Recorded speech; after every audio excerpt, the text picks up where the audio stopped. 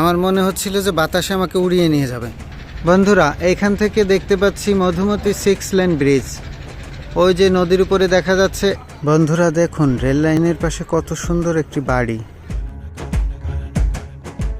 বন্ধুরা, দীর্ঘদিন video upload না দেওয়ার কারণে আমার পুরানো চ্যানেলটি ফ্রিজ হয়ে যায়। এজন্য বাধ্য হয়ে চ্যানেলটি ডিলিট করে দিয়েছি।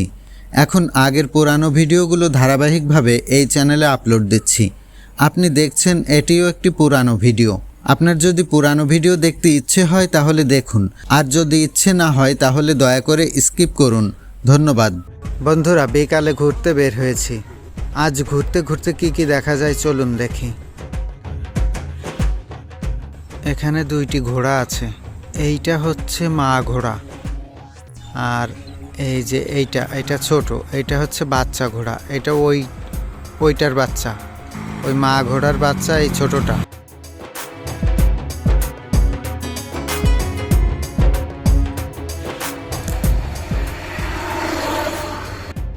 লেখা দেখতে পাচ্ছি সামনে মসজিদ। কামঠানা মধ্যপাড়া ঈদগাহ ময়দান। এটা হচ্ছে একই সঙ্গে মসজিদ এবং ঈদগাহ।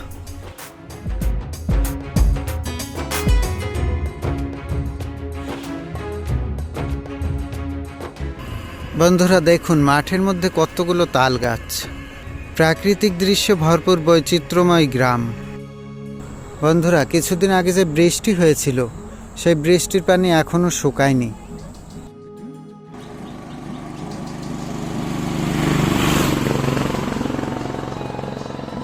কত জোরে এই নসিমনগুলো চলে রাস্তায়। এই নসিমনের কিন্তু কোনো হার্ড ব্রেক নেই। আমি এখন অবস্থান করছি কামঠানার মধ্যে।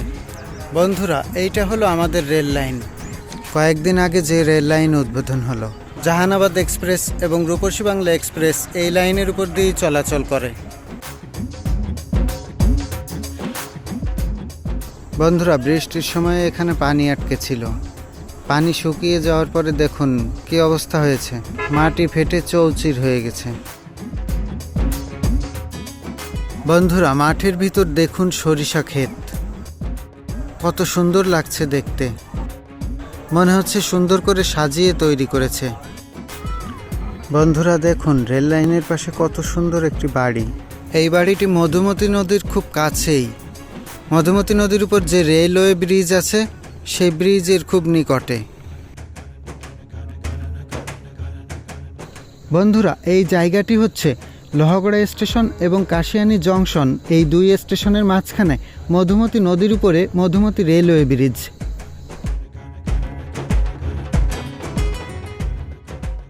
বন্ধুরা, উপরে দেখুন খানিকটা অংশ ফাঁকা রেখেছে।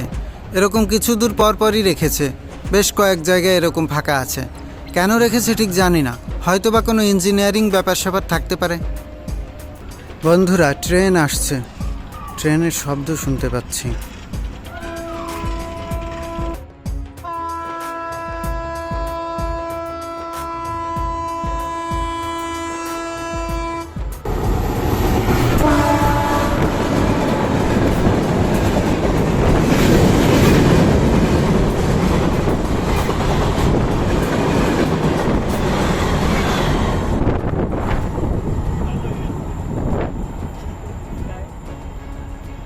মনে হলো যেন ঝড় বয়ে গেল, এত বাতাস।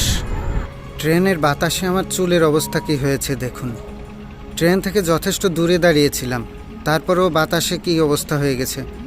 আমার মনে হচ্ছিল যে বাতাসে আমাকে উড়িয়ে নিয়ে যাবে। খুবই রিস্কি লাগছিল নিজেকে। এই জন্যই এই ট্রেনকে অনেকেই বাংলাদেশের বুলেট ট্রেন বলছে। বন্ধুরা, এর আগেও ট্রেন যাওয়ার সময় পাশে দাঁড়িয়েছি, কিন্তু এতটা বাতাস কখনো পাইনি। এত বাতাস হওয়ার কারণ হচ্ছে এই ট্রেনের গতি আনুমানিক 100 থেকে 120 কিলোমিটারের মধ্যে ছিল, যার কারণে এতটা বাতাস হয়েছে। বাতাসে মনে হচ্ছিল পড়ে যাচ্ছি। আমার হাত থেকে মোবাইল মনে হচ্ছে উড়ে চলে যাবে। অভিজ্ঞতা থেকে সতর্ক হতে হয়। আমার অভিজ্ঞতা হয়েছে, আমি আপনাদেরকে বলছি আপনারাও সতর্ক থাকবেন। এত গতিতে চলা ট্রেনের পাশে কখনোই দাঁড়াবেন না। বন্ধুরা, ব্রিজের পাশে দেখুন, এই যে মানুষের হাঁটার উপযোগী করে খানিকটা জায়গা তৈরি করে দেওয়া আছে। এখান দিয়ে খুব নিরাপদভাবেই হেঁটে যাওয়া যায়। বন্ধুরা, এই যে ব্রিজের উপরে সাইডে একটুখানি জায়গা বেশি করে দিয়েছে।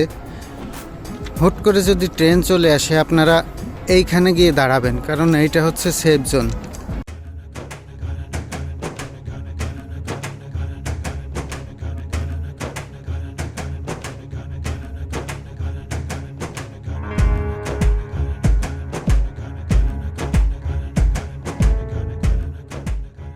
আমি মূলত এখানে এসেছি এই ব্রিজের উপর থেকে মধুমতি নদীর কিছু ফুটেজ নেওয়ার জন্য।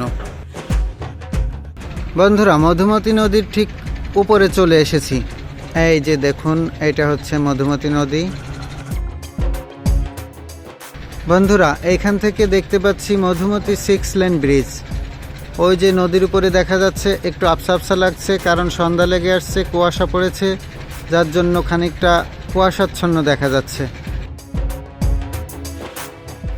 বন্ধুরা, যদি ফেসবুক থেকে ভিডিওটি দেখেন তাহলে পেজটি ফলো করতে পারেন, আর ইউটিউব থেকে দেখলে চ্যানেলটি সাবস্ক্রাইব করতে পারেন। মধুমতি রেলওয়ে ব্রিজের উপর থেকে শেষ করছি আজকের ডকুমেন্টারি। বাবু উজ্জ্বল ছিলাম আপনাদের সঙ্গে। ভালো থাকবেন সবাই। Bye, tata.